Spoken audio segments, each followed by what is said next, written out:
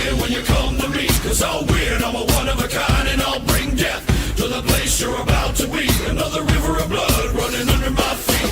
Forged in a fire lit long ago. Stand next to me, you'll never stand alone. I'm last to leave, but the first to go. Lord, make me dead before you make me old. I feed on the fear of the devil inside of the enemy faces in my sight. Aim with a hand, shoot with a mind, kill with a heart like Arctic ice. I am a soldier and I'm marching on. I am a soldier and I'm marching on. I am a warrior, this is my song. I am a warrior and this is my song. I'm basking the glow of the rising war, lay waste to the ground of an enemy shore. I read you, Lima Charlie, loud and clear.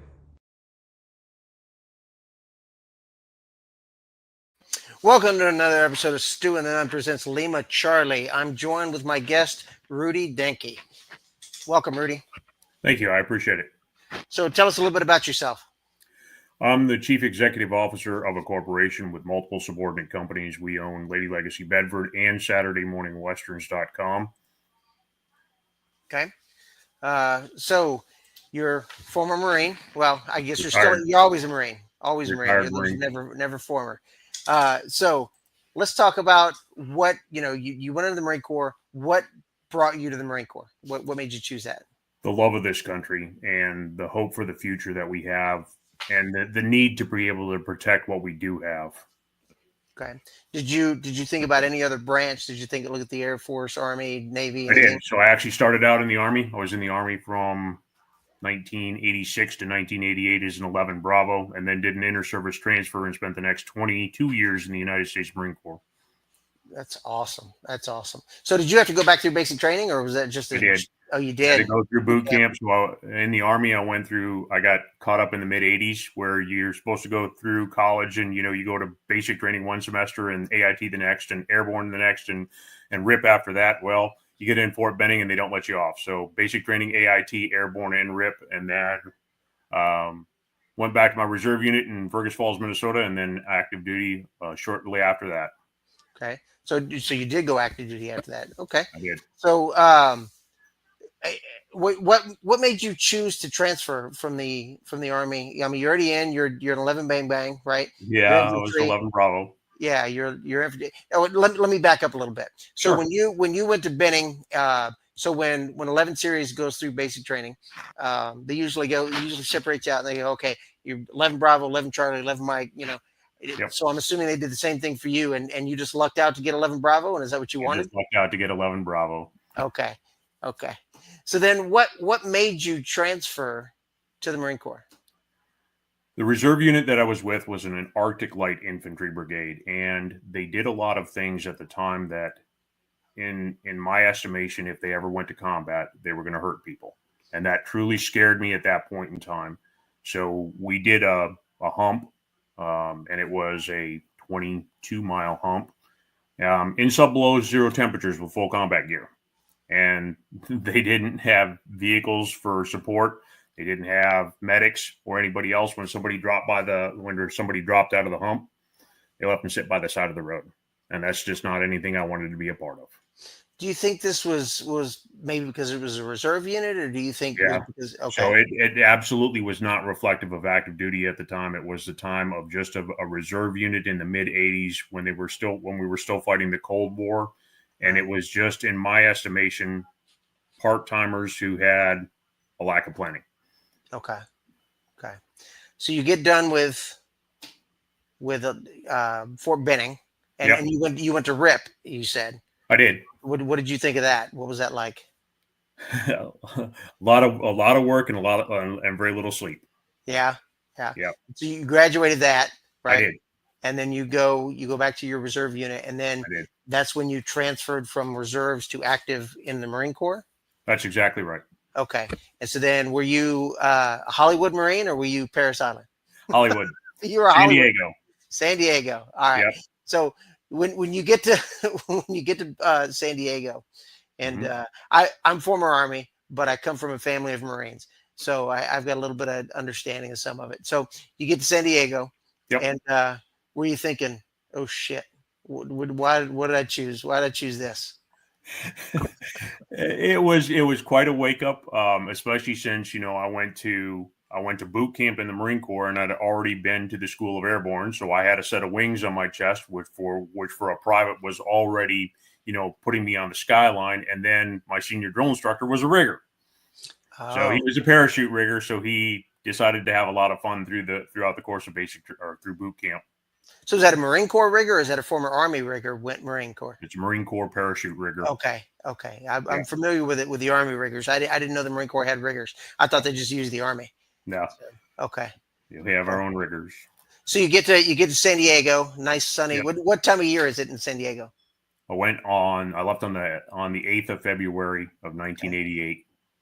So still cold in Wisconsin, still snow on the ground, probably for another couple of months. You That's get to California. Have you traveled outside of Wisconsin much other than basic training at Benning and stuff like that? No, not much. So the very first time I was on an aircraft was going to Fort Benning, Georgia. The second time I was jumping out of an aircraft. Okay. Okay. So you get to sunny California. You're looking out over the beach. You Yep. got a DI screaming at you, and you're thinking, "Oh shit, what did I do?" And Yep. damn, it's probably hot. It was, you go through all the things that you see with every boot camp movie. And this is, the 1980s. So things were still in a different generation than they are now. That's for sure. Sure. Was it pretty easy for you since you'd already been through Army boot camp? They were challenging in different ways. Sure. So in the Marine Corps, everything revolved about being mentally tough, and 100%. It didn't matter who the enemy was or how they were equipped. Your role in life was to take them out, and they inculcated that from day one all the way to the point when you graduated from boot camp.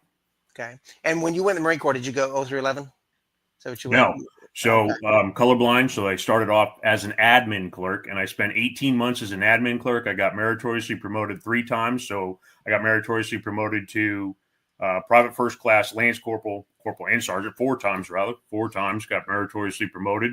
18 months later, I did a lateral move into the counterintelligence unit community. Okay. So being colorblind, you can't do 0311 in the Marine Corps, but you can do infantry in the Army. I could do infantry in the Army. Yes. Why that doesn't make any sense to me. It didn't make any sense to me either. I have no idea. And you don't really have a lot of choices in the matter. So this is what you're going to do. All right. This is what I'm going to do. So Yeah. I made the best of it and got promoted a couple times until I made sergeant, and then I was eligible to do a lap move into the counterintelligence unit community. That was one of the reasons why I chose the Army and didn't choose the Marine Corps, was because I got to choose my job. I knew what I wanted to do, and the Marine Corps was like, nope, we're going to put you where we want to put you. Yeah. So at the knees of the Marine Corps, which I get it. Yep. So you graduate boot camp. Mm-hmm. Where did you go? What did you do? What do you call it? We call it AIT in the Army. What do you call it? Is your MOS producing school? Okay. Yeah. So I went through my MOS producing school as an admin clerk, as a service record book clerk. Did well in school, and then went on to my first duty station at Marine Corps Air Station, Beaufort, South Carolina. I stayed there, did a couple small deployments. So we did a deployment back to Wisconsin in preparation for Northern Wedding Bold Guard. So we went back and did more Arctic light infantry training in Minnesota and Wisconsin. Right. And so then you were back home. Yeah, we were back home, 6 hours away from where I grew up. Right. So do you hunt? Do you hunt and fish? Hunt, fish. Okay. Drive race cars. So the outdoors and the cold that's nothing new to you. No. Life doesn't stop because it gets cold. Life stops because, other things happen, but not because it gets cold. Sure. Okay. So you're in Beaufort, South Carolina. I have South Carolina. No idea where that's at. And I did basic training in South Carolina. So yeah. So where's on the Beaufort coast, at in the state? by It's on the Savannah, coast. Okay. between Savannah and Charleston. So you go from one coast to the other. I did. What was it like at Beaufort? It's the air wing, so it was a little bit different. You come out of boot camp and everybody expects you to be tough as woodpecker lips, and you go to the air wing, which is a little bit more lackadaisical than I think what most people expected, but I did well there. I did well in part because of my aptitude for things, and I did well in part because I had a guardian angel. Okay. So the guardian angel was a very funny story. I'm checking into my unit, and a staff sergeant comes running up, says the sergeant major wants to see you in his office now. And I'm thinking, dang it, I didn't walk across his grass. I didn't touch his daughter. Why does the sergeant major want to see, a newly promoted, meritoriously promoted private first class in his office and right now? It turns out that he served with my dad, and they were both in Vietnam together. And after that, he took care of me pretty well, which is part of the reasons that I also got promoted as quickly as I did. I was going to ask that. Do you come from a military background? So your dad was a Marine in Vietnam. Yeah, Dad was a Marine in Vietnam. Grandfather was in the Army Air Corps and also a POW in Stalag Luft 4. Okay, interesting. That's wow. Okay, so you get you see the sergeant major. I did, and again you're thinking, oh shit, what I do? That's exactly right. So what was the outcome of that conversation? Well, the outcome of the conversation was typically a Marine Corps sergeant major, right? They're 600-pound gorillas. And the conversation went like this. You're either going to do what I tell you to do or I'm going to crucify you. It's your choice.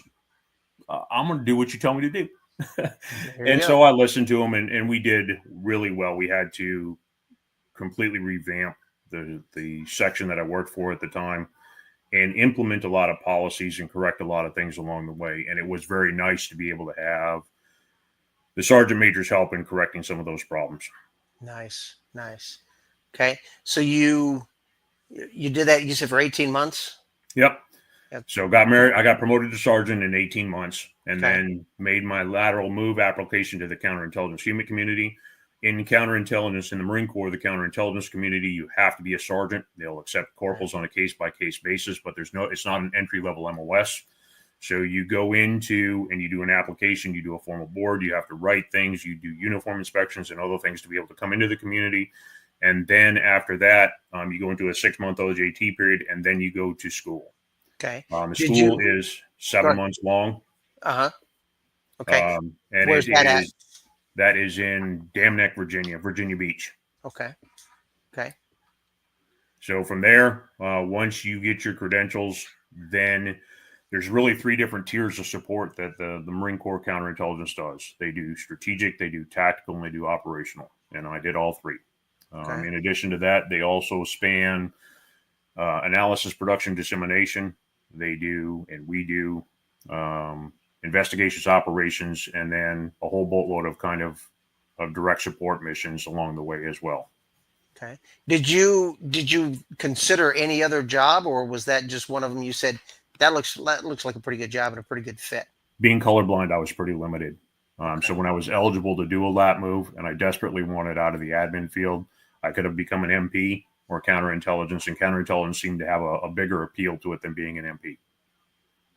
So you can be an MP colorblind, but you can't be infantry? I don't know what to tell you about that. I don't know. It's just one of those crazy rules. I guess as long as you're not, I don't know, blue, green, red, colorblind. I don't know. Right. Exactly. So you choose this lateral. Obviously you made it through your kind of training, your OJT, and then off to school. What was that school like compared to what you've already been through? It was extraordinarily tough. So they try and teach you a lot of things in a 7-month period. So counterintelligence, human intelligence, and interrogations during that period of time. So you come out as a certified interrogator, you come out as a certified counterintelligence special agent, and you come out as somebody who can do at least rudimentary human collection. So they're trying to throw a lot of at you in that 7-month period of time. And it's a tough school. There are a lot of people that don't make it through the academics. There are people that don't make it through because of their temperament. So you've got to have, for example, a very specific temperament to be able to make it through as an interrogator. And in doing interrogations in the booth, you have to do and be able to communicate at a level far beyond what your rank is. So as a sergeant, you could easily communicate with a colonel or a general about counterintelligence matters. You're expected to be the subject matter expert as soon as you come out of school, and that it takes some time to be able to get there. Sure, sure. I mean, the Marine Corps is a pretty small group anyway. It is. How many counterintelligence? I mean, there can't be that many of you. No, when I came into the community, there were 141 counterintelligence specialists in the Marine Corps on active duty at that point in time. It's since grown pretty significantly after that, but extremely small community. So you either knew somebody or you knew them by their reputation long before you ever got to the community and long before you ever deployed for the first time. Okay. So you graduate this school 7 months. Yep. Then where'd you go? From there, I went to Camp Lejeune, and I took out the 22nd, the 24th, and the 26th MEUs, different periods of time. A MEU is a Marine Expeditionary Unit. It is a, hold on 1 second. Sorry about that. That's okay. It's a 6 month, it's intended to be a 6 month deployment, although some of them don't go 6 months. They go longer than that, depending on what's going on in the world. So the very first deployment that I did was with the 26th Marine Expeditionary Unit. We cut gator squares. That's when you're on a naval vessel and they're making circles in the Adriatic Sea, and watch Yugoslavia fell apart. Oh, okay. So what year is this? What's that? What year is this? 91. 1991, 1992. Okay. So watch Yugoslavia fall apart. We were the first forces to go into Yugoslavia. In September of 1992, there was an Italian 747 that went down outside of the mountains of Sarajevo. Mm-hmm. We went in, and my unit went in and did the SAR trap on that mission. Okay. Okay. So how long were you assigned to this Camp Lejeune? I was there 3 years, and during that time, I deployed 3 different times. Okay. Okay. So the 24, you said 24th? That one was the 26th Marine Expeditionary Unit. So then when was the next deployment? The next deployment was to Northern Weathering Bold Guard. Okay. That was in Norway, and that was a training exercise. Again, we're training for, the Cold War at this point in time had just ended. Nobody knew what the Russians and the Soviets were going to do at that point in time. So we were training with our allies to be able to make sure that we had a show of force overseas and showed the world that we were still capable of deploying in support of allied interests. Okay. I spent 3 years in a NATO assignment and working with the Dutch and the Belgians and the the Netherlands, and I'm not a very tall guy. I'm only like 5'8", and a lot even the women were like 6 foot, 6'1", 6'2". That's I was exactly like, right. holy cow, That's right. crazy. Yep. So you do that, and then you I'm assuming back to Lejeune, and then back out on another one. Back out on another one. Then we did Provide Comfort, Provide Promise. Provide Comfort and Promise were in the Balkans. So we were in and out of Kosovo, in and out of Macedonia, in and out of Croatia, Slovenia, in and out of the entire range out of there to do support in the Balkans with the kind of support that I was able to provide to combat operation missions. Okay. Out of those 3 deployments, anything stand out? Anything kind of, this was unique? Or, I mean, of course, being still fairly new to the Marine Corps, it's all still fairly new to the Marine Corps. But I mean, I remember when that plane went down. I was stationed at Fort Knox at the time, or back in AIT, I don't remember. But anything else in those 3 kind of stand out? That's there's always something funny to laugh at. Sure. And you go to Camp Bondsteel and and you find Burger King in a Connex box. And it's just not something that you would expect, when you're in Kosovo, to find Burger King in a Connex box. Right. Yeah. So there was always something to laugh at. Well, I mean, if you don't laugh, you tend to go a little crazy. I mean, that's true. Soldiers like to, Yep.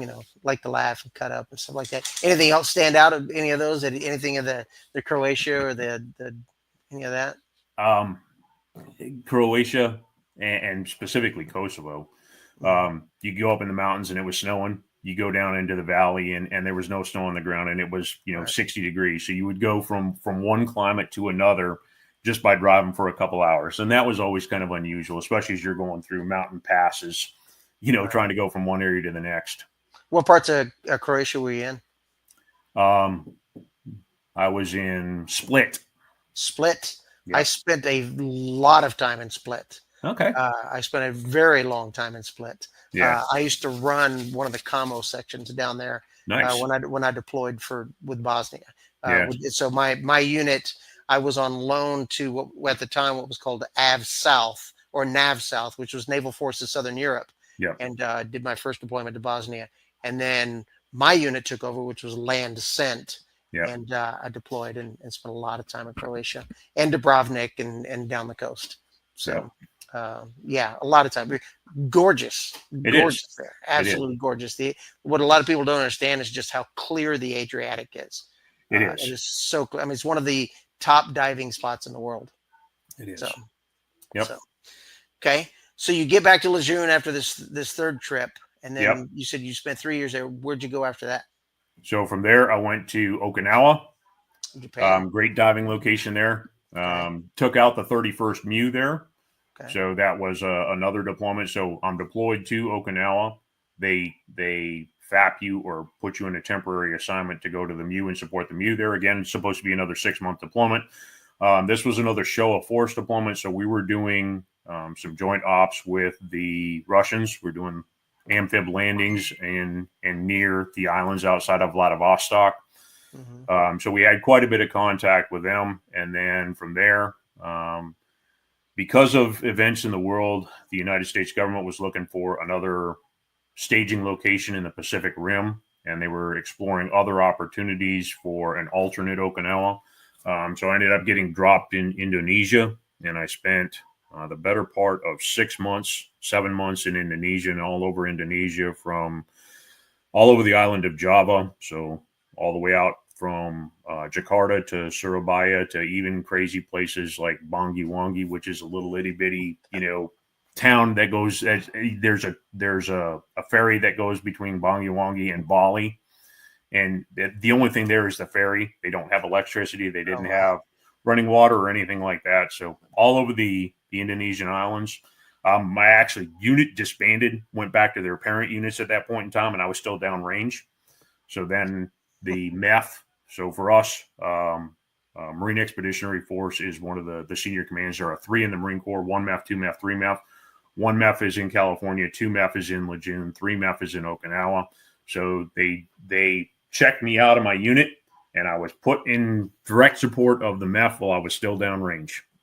Oh, interesting. So the whole unit went away, and I'm still downrange. Was it just you, or was it you and a couple of others? Me and one other person, and then we had some oversight over an engineering platoon. So we were doing some goodwill gestures down there to see what the temperament of the people was, to figure out what, if any, threats were there that would prohibit considering Indonesia as that staging location in the Pacific Rim.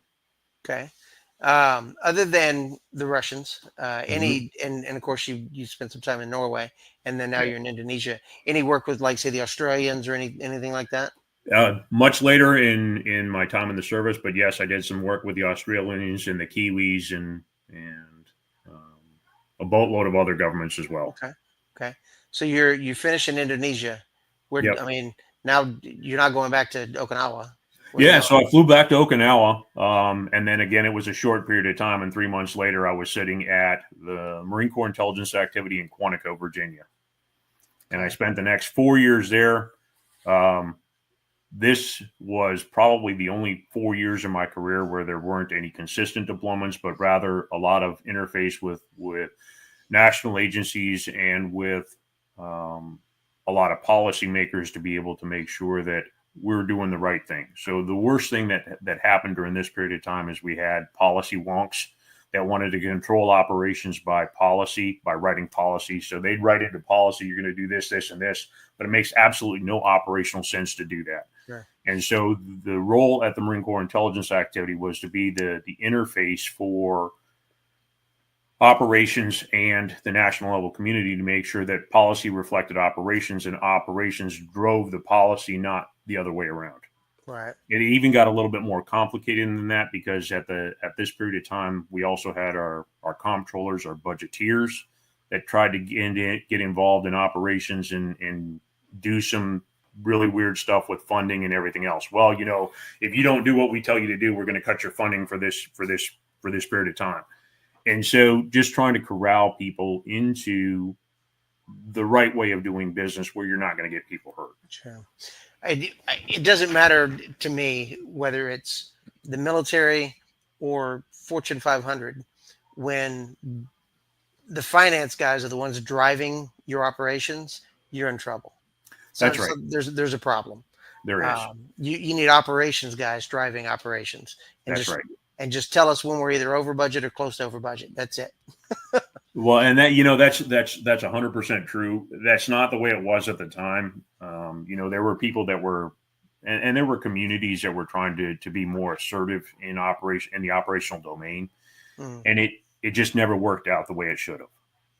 What are the years we're talking here when you're at Quantico? 94 to 97. Okay, so during that time, Somalia happened. Yep, and Bosnia kicked off with NATO taking over from UN. So there's a lot. I was going to ask you about Quantico because that seems like a logical fit for that job. Seems like that's a large quantity of people in that field in Quantico. There are. So eventually what ended up happening is they put two companies of counterintelligence unit guys at Quantico and they were subordinate to the Marine Corps intelligence activity. They supported operations all over the world, but they were home based out of Quantico. That's a function of some of the policy discussions that we had at the time to grow the counterintelligence community. Also, at the same period of time, a little bit before this, but it certainly rolled over into this deployment. We also decided to get rid of our LDOs. So our LDO was a limited duty officer. You could go from private to warrant officer to an unrestricted or to a restricted officer. We got rid of the program for the restricted officers, and we started bringing in second lieutenants into the community. Now, the second lieutenants, the smart ones, would listen to the guys that have been around for a while, but they were still lieutenants, and there were times when the lieutenants didn't always do things in a counterintelligence, human intelligence way. Sure. During any of this time, is there any collaboration or work with U.S. Army intelligence? Yeah, there was quite a bit of work. So we did joint training, and as a TOC, as a technical controller of operations, to be able to do these joint exercises. And what we would typically do is we'd go to Bragg or we'd go to Benning and hey, listen, we're now in a combined environment. We've got multiple teams on the ground. There's overlap in their mission and in the people that they're talking to. How do we deconflict this? How do we prevent circular reporting? How do we make sure that we vet the information that is coming in to make sure it's true and genuine, and that an operator can make a decision based on this intelligence? And so we did quite a bit of work with the Army, specifically, in doing and preparing for combined operations, which have obviously helped out as we got to Iraqi freedom and enduring freedom, later on after this, where they knew that the capabilities, we knew the capabilities and limitations of each other's teams. Right. So for us, at the tactical level, everything revolves around what's over the next hill and how does it affect my operating forces. So it's not uncommon to have a Marine counterintelligence guy out in Indian territory and talking to people to be able to find out where the bad guys are, where their weapons cache are, what their plans are, how they plan to do business, what their operating tactics are, and what they plan to do. So that's a little bit different in some ways than what Army counterintelligence is. So Army counterintelligence tends to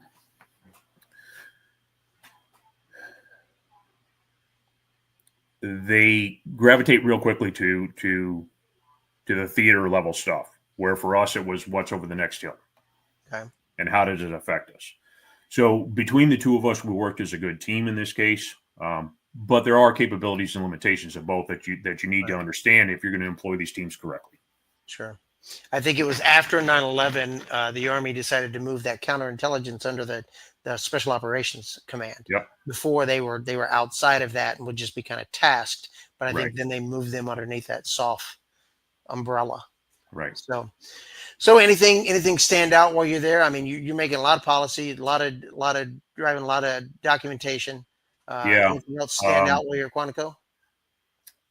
the standout period at Quantico was, first of all, it's a non-deployment post, so you've got some time to be able to concentrate on other things. For me, it was going through those schools necessary in order to be able to build your counterintelligence resume.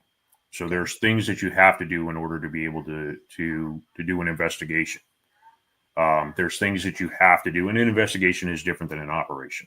And you've got to build the necessary acumen to be able to successfully operate in those environments. So it was work interfacing with the national level, and including the National Security Council on some matters, and then building the repertoire and the networking capability to be able to make sure that you could pick up the phone when needed,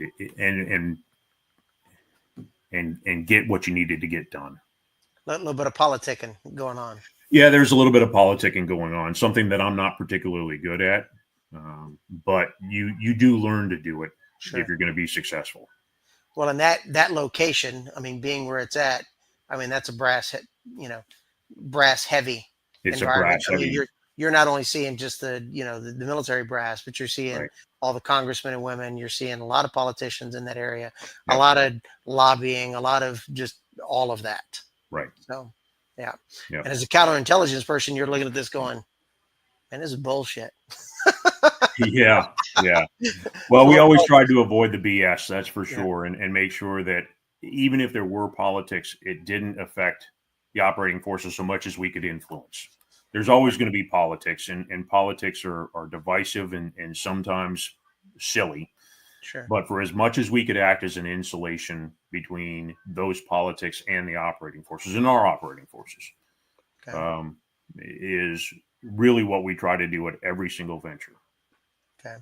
Cut the Anything red else? tape, Right. cut the bureaucracy, do what has to be done, and do it in the most efficient means possible. Right. Anything else stand out while you were there? Anything No, happen? went through national level schools. It was my first exposure to the folks at Langley. It was the first exposure to, the big silver abyss up by the Anacostia. Hmm. Okay. So where'd you go after this? From there, I went into a external billet. Okay. So I'm still on active duty, but I carried NCIS credentials as a Marine Special Agent for the Naval Criminal Investigative Service. I was stationed in Seoul, Korea to do this, and we were doing espionage investigations. Okay. So there were circumstances all around the world where we knew with a fair degree of certainty that somebody was passing information on to the bad guys and the enemies of our nation, and it was our job to find them. That's a big Army place. I've never heard of any Marines getting stationed in Seoul. Yeah, actually Yongsan too, which is an Army garrison. So most Marines, if they do go to Korea, they go to either Busan or one of the southern, like Chengdu, but they don't normally go all the way up into Seoul. So this was truly an external billet. I didn't wear a uniform. I wore civilian clothes. I carried NCIS credentials and a weapon and handcuffs. And we were doing these very high level investigations as to people that we know that were helping our enemies. Right. So how long was that? Were you in Seoul? I was in Seoul for 2 years. 2 years. Yeah. That's a good amount of time. Yeah, especially for an unaccompanied tour. Was supposed Sure. to be a 1-year tour, turns into a 2-year tour because they don't have anybody to replace you. And the mission was so critical that, and frankly, I think people forget about you when you're in an external billet like that. Sure. So you're there, you're doing well. You haven't done anything to piss off the command, and so we're going to keep you there until you raise the flag saying, "Hey, did y'all forget about me?" So were you able to bring your wife over at any point, or no? Nope. But I'm sure you got to go home. I mean, you get some vacation out of that, right? You get 2 years straight, no 2 years break. straight without Wow. a break. Okay. So it was one of the longer deployments of that kind. So your OCONUS, it counts as a deployment. It's not a combat deployment. Right. But we were doing things that were truly at the national level at that point in time. Okay. Any travel outside of that Seoul area while you were? Yeah, well, all over the Korean Peninsula, and Okay. then I was also in Thailand, and I was also in Hokkaido, Okay. the northernmost island of Japan. Right. So anything go on while you were there? Anything that you can talk about or stand out? Um, the only thing I can say during this period of time is that we were directly involved in some of the things that you saw on the news. Okay. Interesting. So we brought people back in handcuffs, and those people made the national news, and in a bad way. Okay. Well, I mean, if you're in handcuffs, it's never a good way, right? Yeah. Well, maybe, but Maybe. right, That's funny. right, That's yeah. funny. Um, So 2 years in Korea. yeah. Where'd you go after this? So while I was in Korea, I got selected for warrant officer. I had pinned on gunny by this point in time. I had 3 years time and grade as a gunny. I was on the list to be a first sergeant the same year I got selected for warrant officer. And so now I'm an old guy sent back to Quantico and going through, we combine warrant officers with second lieutenants, and we all go through TBS together. And so going through TBS as, somebody that's north of 30, Right. with the second lieutenants was an interesting experience. Fortunately, they don't mess with the warrant officer company very much. They all know that, you're a little bit salty by the time you get to be a Sure. warrant officer anyway. And I'm a pretty senior guy when I went through TBS to begin with. So from there, I graduated from TBS, went back to Camp Lejeune as a platoon commander for the 2nd Counterintelligence Unit Company, as we were ramping up for Iraqi freedom and enduring freedom. Okay. Did the Marine Corps ever do away with the warrant officer ranks and then bring it back? No, they Well, had. so there was a period of time. There's two different kinds of warrant officers in the Marine Corps. There's a gunner, and what a gunner is they wear a bursting bomb on one of their Okay. epaulets, and they're an expert infantryman. So that went away for a period of time. The warrant officers stayed around, but the gunners went away, and then General Gray bought the gunner program back. So there's a functional difference between a gunner and a chief warrant officer. Okay. One's an infantry expert, the other is a technical expert. Sure. The Army doesn't differentiate, but I mean they're technical experts in their field. So, Right. Does the Marine Corps go all the way up to CW5, or is it just They stop do. at 4? Okay. That was the takeaway, or that was the concession that the Marine Corps made when we got rid of our LDO program, Mhm. is that we rogered on to bring CWO5s, and in exchange, the LDO community kind of aged out of existence. So you could go from, in the LDO program, you could go from private, and you capped out at lieutenant colonel. Okay. And what a lot of them did is, by the time that you're a staff sergeant, you applied for warrant officer, you became a chief warrant officer 2 or 3 or even a 4 in some cases, and then they brought you in into the LDO program, and so a CWO3 would go to major, but you capped out. You couldn't be any more senior than a lieutenant colonel, and by the time you got to be a lieutenant colonel, most of those guys had more than 30 years in anyway. Sure. So we got rid of that program, and then we brought in and rogered into the CWO5. So that was all part of the transition period that we had. We now have lieutenants. We don't have the LDO lieutenant colonels are, phasing out and aging out, and they're not replacing them. And so that was a pretty serious transition period for the community and for the Marine Corps at that point in time. Sure. So you get there, you get warrant, you come in, WO1 or? Yeah. So I was a warrant officer, and then I got promoted to chief warrant officer in the Marine Corps. A warrant officer is an appointed officer. A chief warrant officer is a commissioned officer. Okay. And it's a little bit different. The attitude is a little bit different. So the chief warrant officer community is not treated like a third lieutenant. Instead, we're peers with the the captains and the majors. So it wasn't uncommon. I graduated from TBS. I got a phone call from my commanding officer saying, "Hey, Rudy, we don't have anybody here. I have no other officers on deck whatsoever. We're going to the field. Can you forego your leave after TBS and come help me out?" Yeah, roger that. We'll come and help you out. And that's kind of how it was, So we never violated the rank structure of the Marine Corps. So, my commanding officer would call me Rudy, and I'd call him sir or captain, depending on how irritated I was with him. But there was never the reciprocity of being on a first name basis with your commanding officer, but we weren't treated like lieutenants either. Right. So in the Marine Corps, do you call it? I mean, how do you address a warrant officer normally? So Like if you're customarily, junior enlisted, yeah. So sir, sir. Okay. yeah. Because in the Army, it's either sir, the rank, or you can call them Mr. or Mrs. So That's you right. could say, by the last name. Now Right. in the Army, once you're above WO2, I mean, you're God with a little G status. I mean, I've seen a WO3 tell an 06 to kiss his ass, and Yeah. the 2-star sitting there went, "I don't know what to tell you." Right. That's kind of the expectation of the warrant officer community anyway, is that, you're supposed to be the curmudgeon that walks into the commanding officer's offices and put your fists on the desk and say, "Damn it, sir, this just isn't right. We need to fix this." And that's something that transcends both the Army and the Marine Corps in this case with the warrant officer communities. Damn it, sir. You're the this subject just matter isn't right. expert. You're a subject matter expert. You have That's the right. most experience in that field. So you're given the credit that's due, right? Yeah. So you're now a warrant officer. Now I'm a So- warrant officer. I'm the platoon commander for the Okay. interrogator platoon before our interrogators went away. And we had to ramp up and fix some things with the platoon. We had some issues with our interrogator community. Mm, And they needed top-down cover to continue to exist.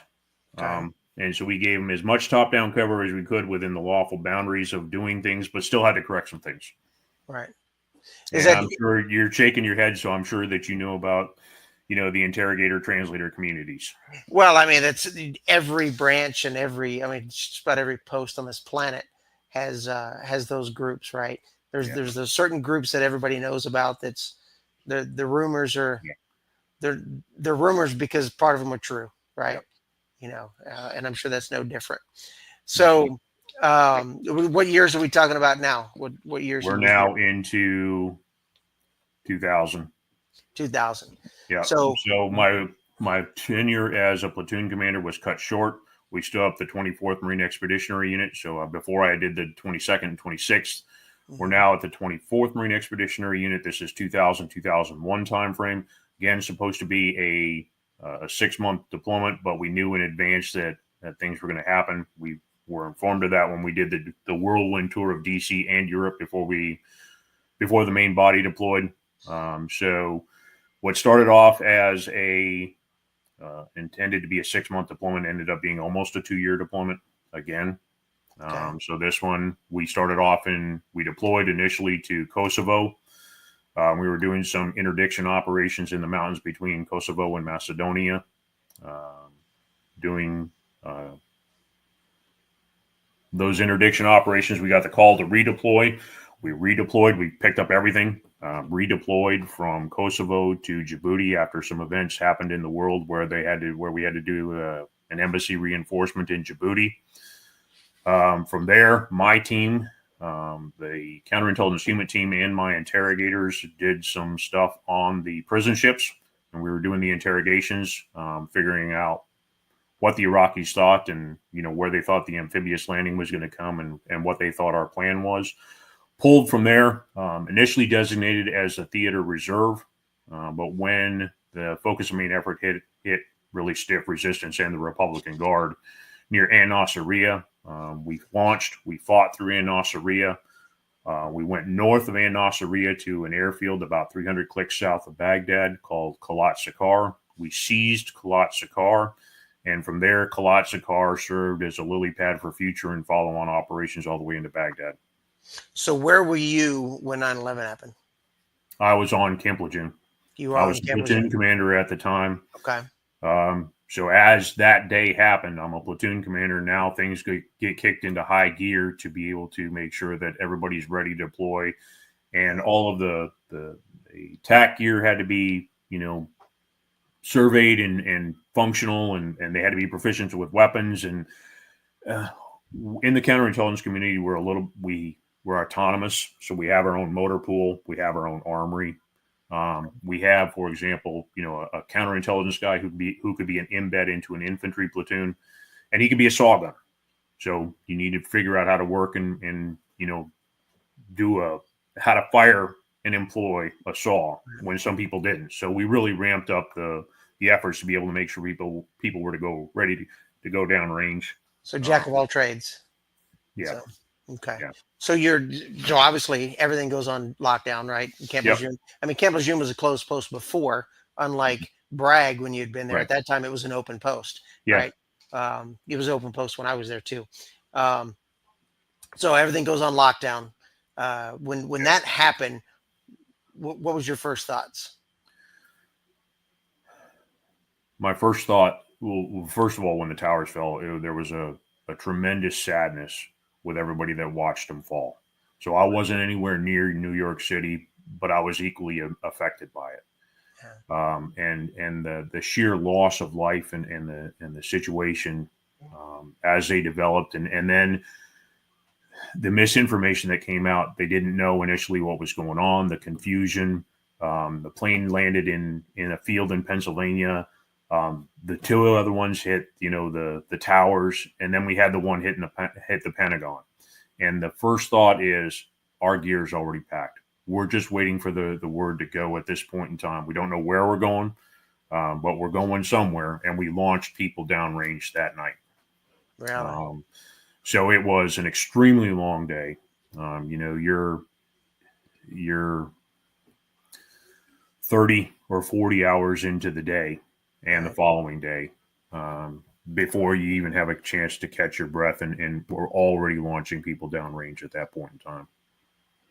So when you launch, I mean, you're relying on the Air Force, I'm assuming, or did you launch? So it depends where we're going.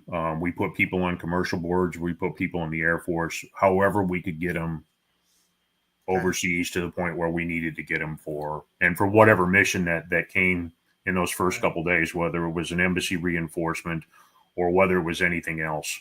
They had to be prepared to go down range, and they had to be prepared for whatever mission stood there waiting for them at the other side. So 9/11 happens, and you're immediately out of the country. You're So I wasn't. I launched most of my platoon out of the country, Okay. but I stayed back for another. I stayed back for another 4 months, and then at that 4-month mark is when I joined the 24th Marine Expeditionary Unit, And where was that at? Camp Lejeune. Camp Lejeune. So Okay. they deployed out of Camp Lejeune. That's where we Okay. started off in Okay. Kosovo, and then Djibouti, Oh, okay. and the Persian Gulf. Yeah. Okay. So that brings us all the way to. We stayed, and we were gone for just about 2 years between the workups and between the deployment itself. So the workups for us, a Marine Expeditionary Unit has to earn their special operations qualifications before they go downrange. Okay. And there's 28 missions that a MU can do, from embassy reinforcements to SAR trap missions to other things. The Marine Corps this was still playing in the shallow end of the spec ops community. We didn't have, certainly not anything like the Army had, and certainly not anything like the Navy had. In fact, MARSOC at this point in time was still pretty new, and we were still trying to figure all that stuff out. But in the delta between, MARSOC standing up, we would take our CI guys and we would embed them in these various missions. Some of them were shooter missions, so you would go down, for example, in either in extremist hostage recovery or any of the other shooter missions, and we would take them. And your role with this team is first and foremost to be a shooter. Second, you're going to go on site and you're going to do DocX and exploitation. Right. You're going to interrogate anybody that's left alive at the end of this to get all the tangible information that you can and bring it back to the command for follow-on operations. So any high value targets at this point? Yeah. Okay. So you said there was qualifications that you had to reach the MU Hmm. before you could deploy. What Yep. what all of those qualifications entail? So there, the normal workup for MU is 6 months long. During Okay. that period of time, you've got to certify in each one of the missions. So it could be an over the horizon insert, or um, it could be a SAR trap, it could be an embassy reinforcement, and you've got to get qualified with every one of those missions before you go down range. And so it's not just a check in the box. You actually have to do missions, and it's a pretty serious training regimen. Um, so everything is simulated as real as possible. So if you're going to do an embassy reinforcement, they had set up embassies. They had former embassy staff members there, where you had to communicate and coordinate with the embassy staff, specifically the chief of station, Mhm. to deconflict any activities that were going on that you had any role in whatsoever. And so all of these qualifications you had to earn. And during this 6 month process, you're running from start to finish 7 days a week during this period of time. You're often out of the area. The capstone exercise for this is where you actually earn your qualifications. And there's a lot that goes on when you're earning these qualifications. We had, as one of the spec op missions we had to do, we had guys in an urban hide, and we had to figure out how to resupply them. Mhm. Um, Using intel assets to resupply them. Okay. So can you do all of this at Lejeune, or do you have to travel a little bit to do a little bit difference in terrain and stuff? Yeah, so some of it you do at Lejeune, like the weapons packages you do at Lejeune. Other things for your capstone, you're in a way city somewhere in the Okay. United States.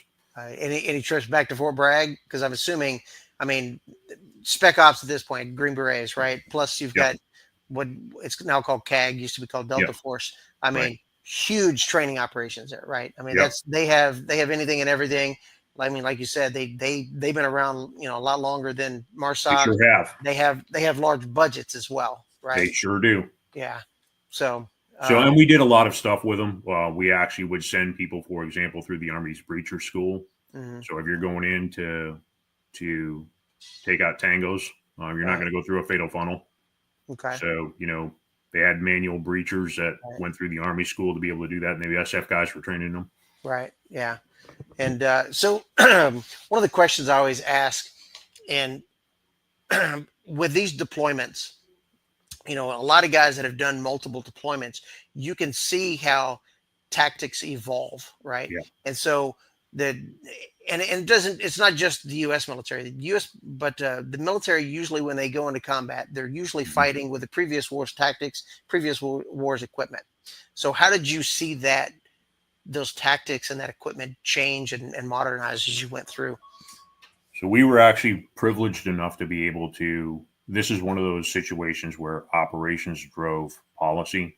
And so we changed some fundamental operations based on how we did business in the past. And how we did business in the past is we kind of had a defensive posture in the counterintelligence community, and it went to a more offensive posture. So my commanding officer would come to me and say, "Hey, Gunner, go get me some information." So go outside, go wherever you got to do. I don't care what you have to do.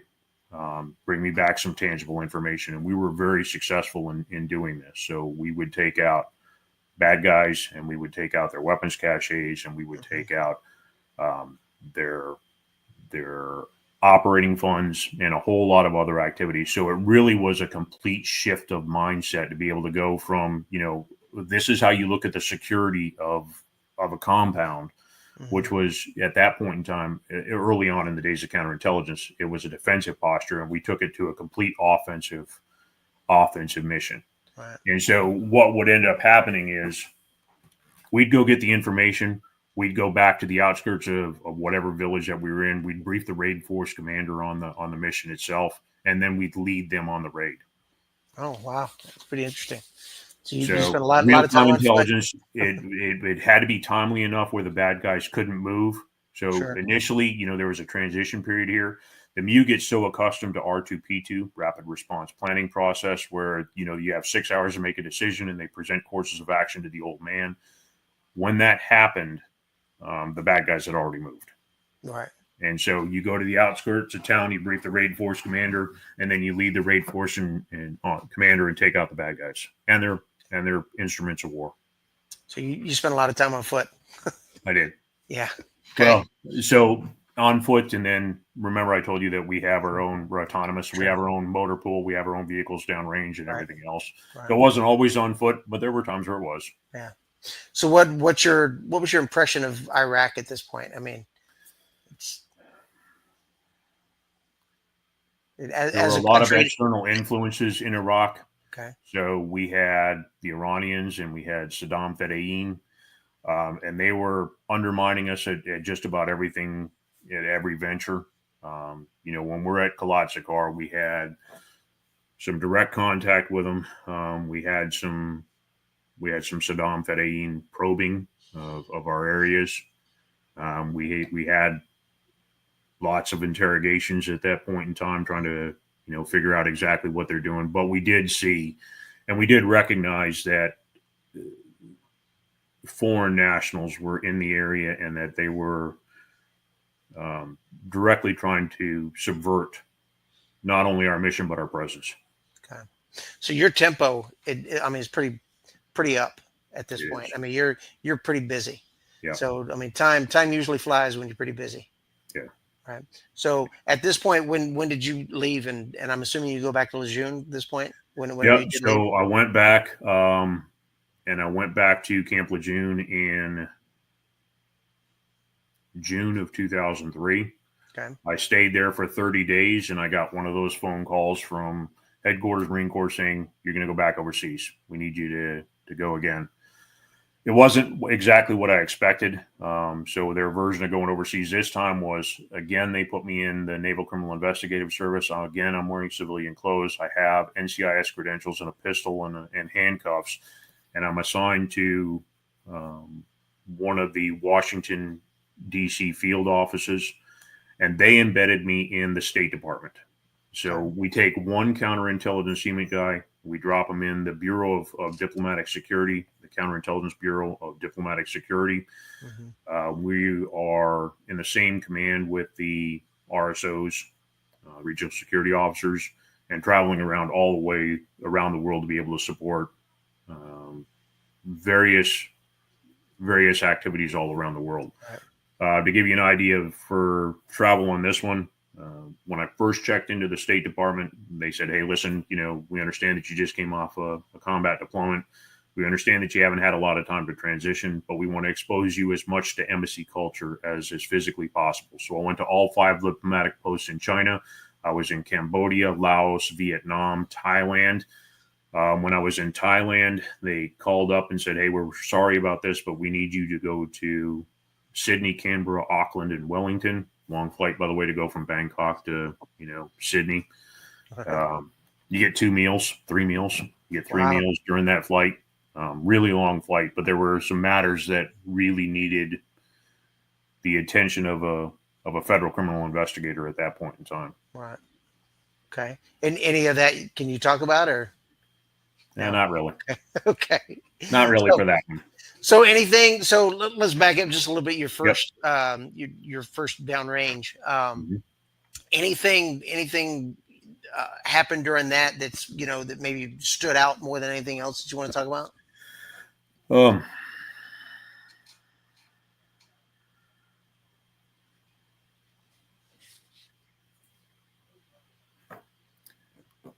So as I told you about how we embedded counterintelligence guys, and I was an embed during that deployment. So during that deployment, during the first Marine Expeditionary Unit, the 26th, Mhm. I was a counterintelligence, human intelligence embed for 2nd Force Reconnaissance and SEAL Team 8. And that's my job, was to be the on-site collector and do everything else.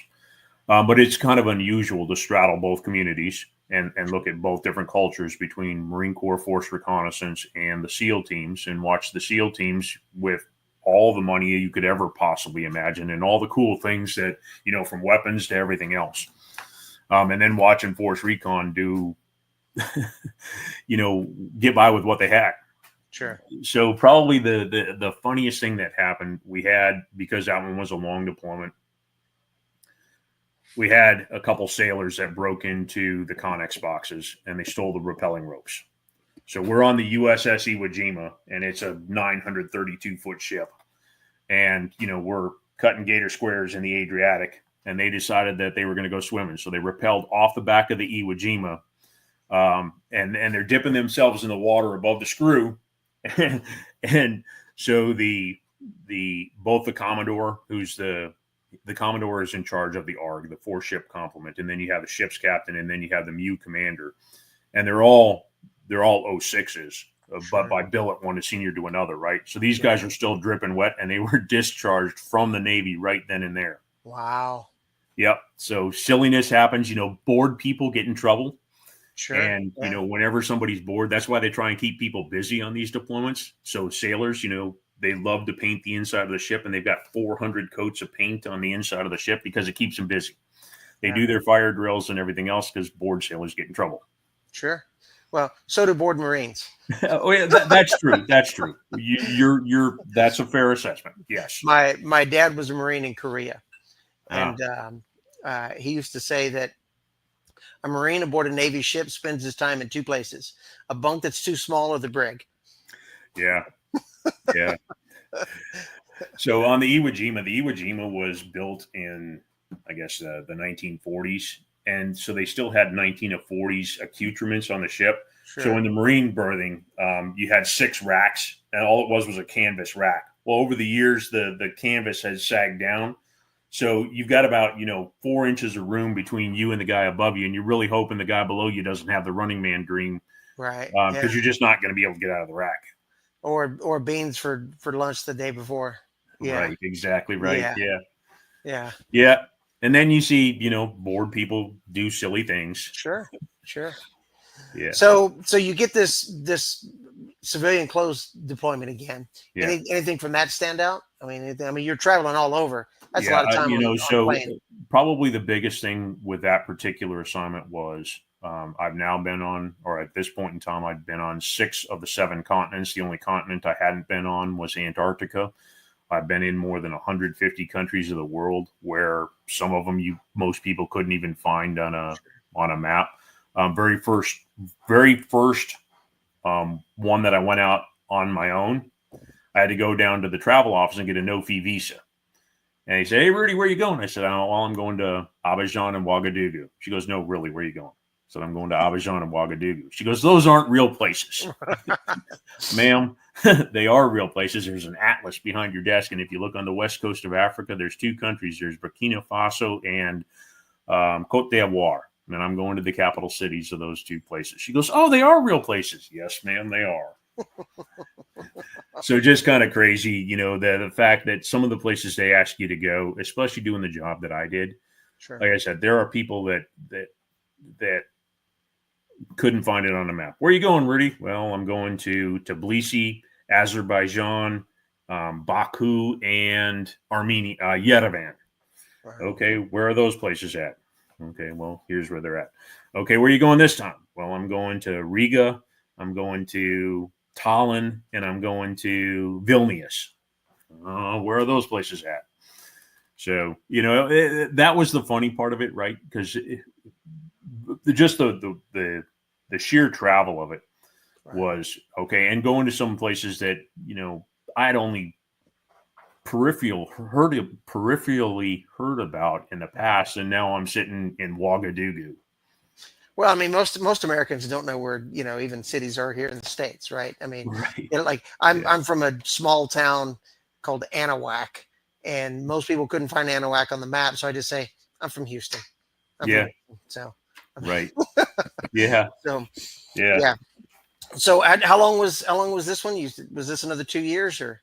No, that one was almost 5. So that's the Wow. job that I retired out of. Okay. But it's again where people had forgot about me. And so I'm in this job for 5 years, and then I put in my retirement paperwork. And then the day that I put in my retirement paperwork, one of those LDOs that I knew and considered a friend at the point in time said, "Hey, Rudy, I got a job for you. You're going to be the program manager for, this particular thing up at DIA." And then so I stayed for the next 16 years, stayed in the defense contracting industry. Okay. And then once I retired for the second time, that's where we accumulated enough to buy the corporation and the various companies that we own now. Very nice. Very nice. Was Yeah. that kind of a, I mean, going into retirement, I mean, you kind of went right back into work. So there wasn't much there, but I mean, you're kind of walking away from the Marine Corps a little bit. So Yeah, the hardest part when you walk away is when you're a chief warrant officer in the Marine Corps, you have a level of authority and you have a level of respect. When you retire and once you enter the workforce again, now you're the new guy on the block and you don't instantaneously have that credibility. So there's a transition period. sure. The other thing that I learned real quickly is that Marines are profane and vulgar, especially in combat zones, right? And the more profane and vulgar you are, the more instantaneous the response to whatever order that you're given at that time, right? Well, that's not a skill set that civilians appreciate very much. Sure. So you've got a transition period, especially when you retire and then once you get done with your, job hunting, house hunting, and you transition to a civilian environment and you're the boss. Now you're the boss of the people on the contract. Sure. Now you've got to try and figure out the civilian environment and all the nuances for it and all the other things. So that's a transition period that took a little bit of time to get used to. Well, you're dealing with individuals that, although they've probably been around the military, have never been in the military, right? That's true. So, That's true. it's a little bit of a shock and awe to those It individuals. is. And you've got to set the reasonable expectations too. So at one point in time, I had a discussion with one of the government employees. And they said, well, you were a chief warrant officer, so you're the equivalent of a GS-7. Stop. Just stop. Just stop. There is no equivalency, first of all. You're Sure. a civilian. And military authorities and rank don't carry over very well. Mm-mm. But a GS-7 is an entry-level position. Mhm. And you're not going to look at somebody at this point in time that's got 30 years of experience and tell them that they're at the entry level position. So just stop. Yeah. And so setting expectations for the people around you and doing so and trying to help them out, because the worst thing that can happen is one of these government employees goes into a combat zone, someplace like Kosovo, right? And they think, well, I'm a GS-7. By God, I'm the equivalent of a major in the United States Army. No, you're not. Stop. You're not. Stop. So set expectations so that they don't make a fool of themselves when they go down range both for the people that work for me and for the government employees. Growing up as the son of a Marine, I was always told that a private first class in the Marine Corps is the equivalent to a major in the Army. So, No, but they would still render a salute to them and sure. call them sir and everything else. But, so the Army is a really good organization. And we started off this conversation, and I didn't intend it to be that way, but you asked me why I left the Army. I wasn't bashing the Army at that point in time. Sure. It was just a different time and a different place. The Army really is a respectable organization, and you've got some phenomenal units. 2nd Ranger Battalion is squared away. Right. The SF teams, for everyone that I've ever been exposed to, every one of them was more than capable in any environment that they were in. Right. Well, we do, both of us, have our goofballs, right? Sure. But they're few and far between. Yeah. I just think the Army, by sheer size, has a lot more of them.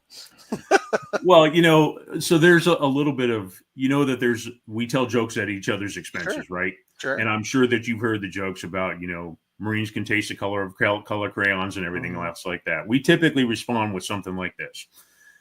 Have you ever seen the commercial Messing with Sasquatch where they dangle beef jerky in front of Bigfoot? Well, the United States Army is a lot like that commercial. First of all, you have a massive footprint. Again, you're the only organization that I've ever seen in my entire life that will put Burger King in a Connex box and ship it to Camp Bondsteel, right? Sure. Because it's morale, welfare, and recreation. Sure. And by the way, if you want a soldier if you want to get a soldier to fight, tell 2nd Ranger Battalion that they're not getting hot rats after 3.5 weeks in the field. Find out how many people want to throw punches. Yeah, absolutely. So we tell the jokes all the time, but good natured joke. But I do have a lot of respect for the active duty guys. Okay. So did you spend any time in Afghanistan at all? No, No. I was never in Afghanistan. So, I mean, but this probably affected you. And this is one of the questions I ask everybody, because I know there's kind of there's a pretty widespread of how it affected people. When you saw the fall of Afghanistan, what was your thoughts?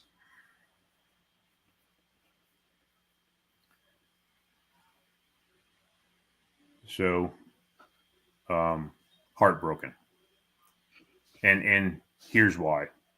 So I was never in Afghanistan, although I did have some contact with Afghanis and others outside of Afghanistan itself. But here's a people that they've just been trodden upon for decades, right? They had a glimmer of hope to be able to have a better place, and then a lot of them were abandoned. Sure. And so you look at people, yeah, you have some people that were freaking, you had some people that were turds over there, as you do with every single culture, right? Mm-hmm. But you also had a lot of good people. And so here's a glimmer of hope for something that's completely different. And when it fell, the old rulers came right back in, and things went right back to the way they were. And they're worse off today than they were a long time ago. Well, it's almost worse to go from no hope to hope back to no hope, right? That's right. And then That's right. anytime there's a vacuum created, something's going to fill that. Something's Yeah. going to fill that void. So, Yeah. okay. Agreed. Well, so we've been going for quite a bit. An hour Yeah. goes by really quick, really It quick. sure does. So, It sure does. is there anything, any parting words, any stories, anything you want to leave our audience with? Just, I hope future generations have the same love for America that I do. Our land, our culture is worth protecting. And I hope, that guys like me that are now graybeards can pass on that America is worth defending, and that we can find a way to be able to get past all of the trivial divisions that we see now. And just, it doesn't matter to me if you're a Republican, an independent, a libertarian, or a Democrat. It should be that you're an American first. Sure. And I think a lot of people have forgotten about that. And once we get back to that, and the honorable service that we have to defend this great nation against all enemies, foreign and domestic, is a worthwhile mission. Yeah. A generation taught to hate a country will refuse to defend it should the time arise. That's right. And that's something that I see some glimmers of hope in the new generation. So do I. I think we've got some growing pains to get past, but I still believe to this day that our nation is worth defending. Absolutely. Well, thank you, sir. Thank you for coming Thank on. you. I And appreciate for your time today. Yeah. Absolutely. I appreciate it. So hang on and I'll get you on the other side. All right.